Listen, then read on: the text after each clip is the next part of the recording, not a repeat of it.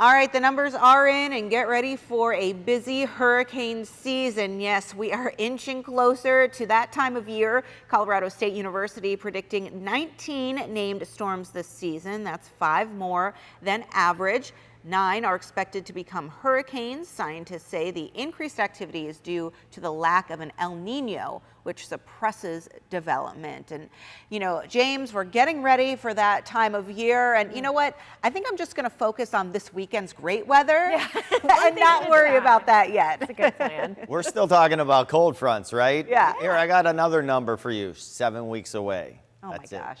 Come on, James. Crazy. Hurricane season 7 weeks away. These are the numbers here and the average here. 14 is the average, so we're going to be well above that here for this year. Even the hurricanes well above average too. Remember, possible to tell if any of those are going to hit or not, but this is when you want to be prepared before hurricane season starts.